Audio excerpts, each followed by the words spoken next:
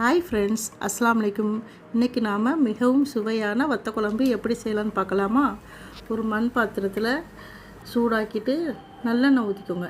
நல்லெண்ணெய் தான் இந்த குழம்புக்கு நல்லா டேஸ்ட்டாக இருக்கும். நல்லெண்ணெய் ஊற்றி அதில் சுண்ட வத்தல் போட்டு நல்லா பொரித்து எடுத்துக்கோங்க. எண்ணெயிலே நல்லா பொரிக்கணும். பொரித்து ஒரு பாத்திரத்தில் எடுத்து வச்சுக்கோங்க.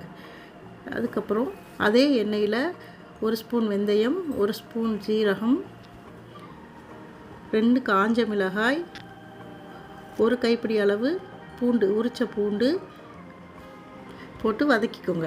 அதுக்கப்புறம் கருவேப்பிலை ஒரு கொத்து போட்டுக்கோங்க. அதுக்கப்புறம் நிறையா சின்ன வெங்காயம் உரித்து வச்சுக்கோங்க. அதை முழுசாக போடுங்க, அப்போ தான் நல்லா டேஸ்ட்டாக இருக்கும். நிறைய சின்ன வெங்காயத்தை போட்டு நல்லா வதக்கணும். எவ்வளோக்கு எவ்வளோ அந்த எண்ணெயிலே வதக்குறோமோ அவ்வளோக்கு நல்ல குழம்பு டேஸ்ட்டு கொடுக்கும்.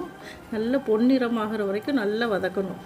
வதக்கிட்டு அதுக்கப்புறம் தேவையான அளவு மிளகாய்த்தூள் 1 ஸ்பூன் போட்டுக்கோங்க, கரெக்டாக இருக்கும். எண்ணெயிலே நல்லா வதக்கிக்கோங்க மிளகாய்த்தூளை.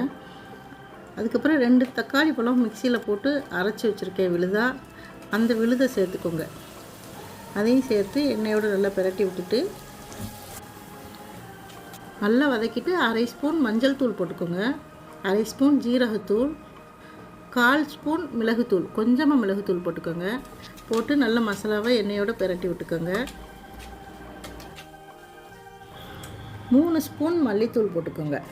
மல்லித்தூள் போட்டு அதையும் நல்ல மசாலாவை எண்ணெயோடு சேர்த்து நல்லா வதக்கணும்.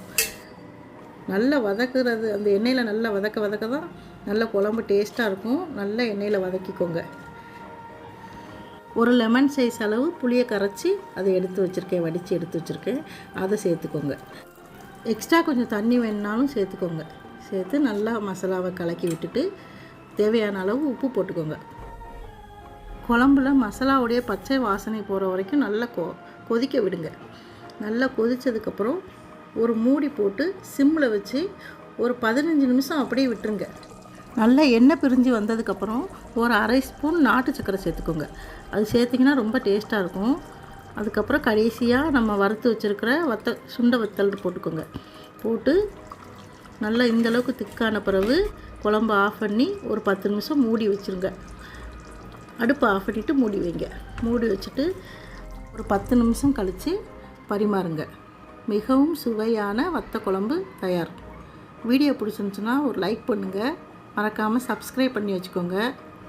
கமெண்ட் பண்ணுங்கள். அடுத்து ஒரு இன்ட்ரெஸ்டிங்கான வீடியோவில் பார்க்கலாம்.